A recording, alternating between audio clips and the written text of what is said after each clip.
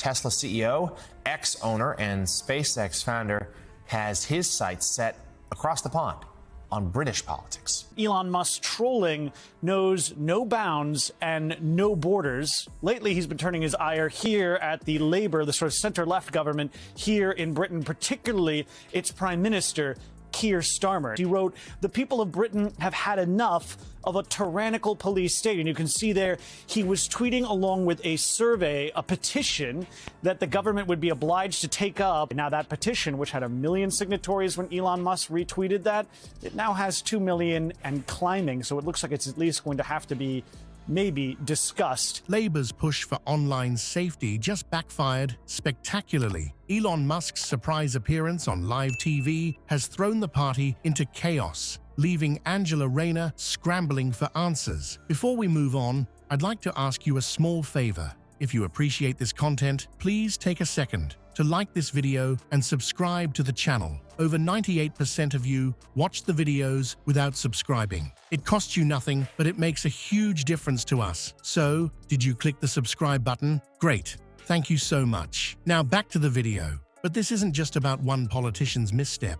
As we dive into the aftermath, you'll see how Musk's intervention could reshape the entire UK political landscape. Are you ready to witness the domino effect that's about to unfold? Elon Musk's recent foray into UK politics has been nothing short of explosive. The tech billionaire, known for his outspoken nature, has taken aim at the Labour Party's push for stricter social media regulations. His critiques, sharp and unyielding, have set the stage for a showdown that's been brewing for weeks.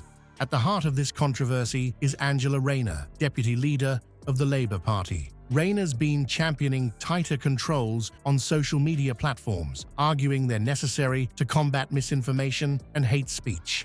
We'll know somebody at the moment who is trapped either in rented accommodation or they're in, substandard accommodation or they're in temporary accommodation because we don't have the social housing we need in this country. Well, yes, you say you want decent homes for everybody, but you're the one that decided that Labour Lords should vote against the government's nutrient neutrality plans, which they claim would have seen 100,000 new homes built. To get around the table to make that happen, we put an amendment down which could have delivered on the programme. The government weren't listening. We don't believe that you have to wreck our environment to deliver the homes. We can do both of those things. But Musk sees it differently. He's branded her proposals an assault on free speech, painting a picture of a dystopian future where government overreach stifles online expression. The tension between tech giants and government regulators has been simmering for years, but Musk's intervention has turned up the heat considerably. He's not just tweeting his disapproval, he's actively mobilizing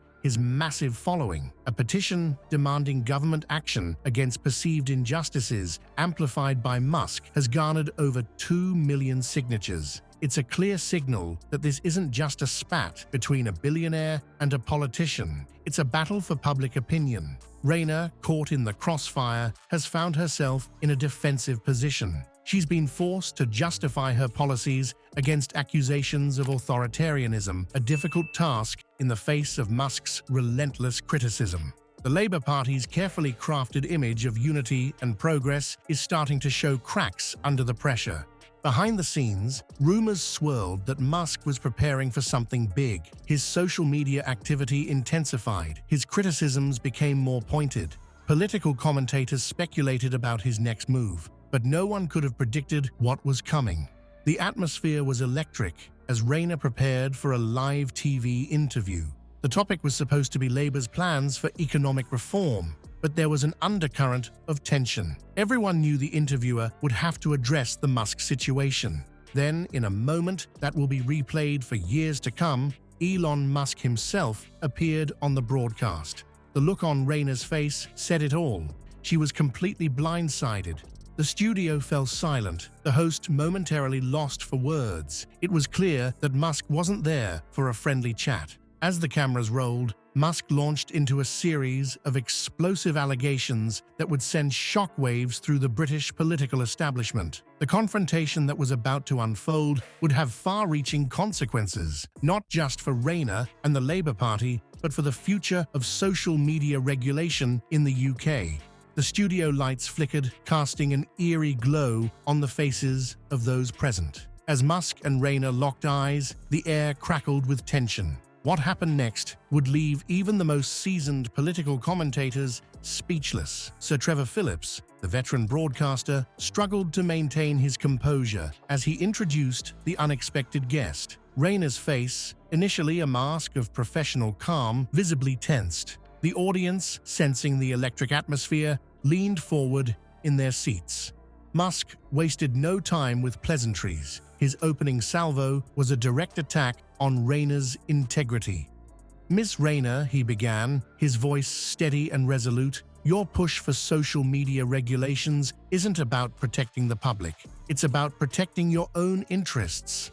The tech billionaire's demeanor was calm, but his words carried the weight of an impending storm.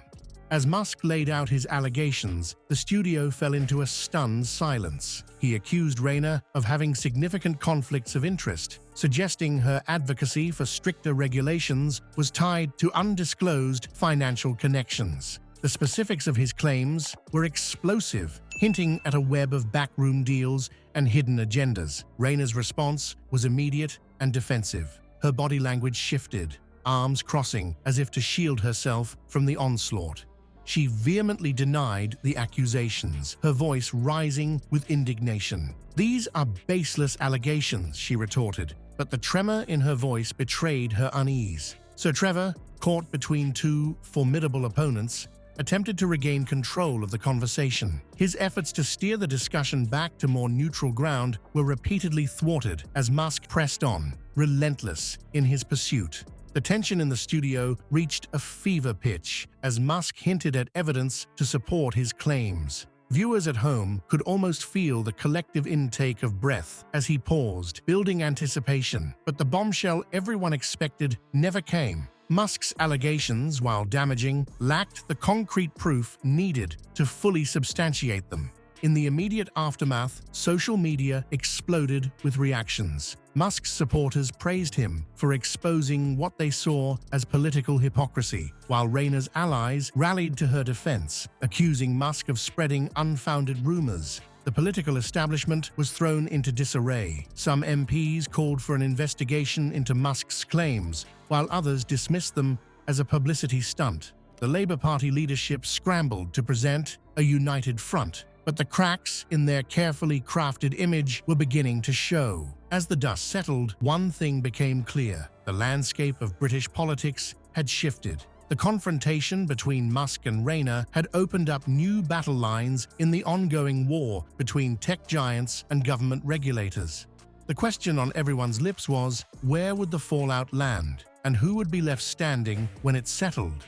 The fallout from Musk's confrontation with Rayner has far-reaching implications for UK politics. It's not just about one politician's alleged missteps. It's a seismic shift in how tech billionaires engage with traditional political structures.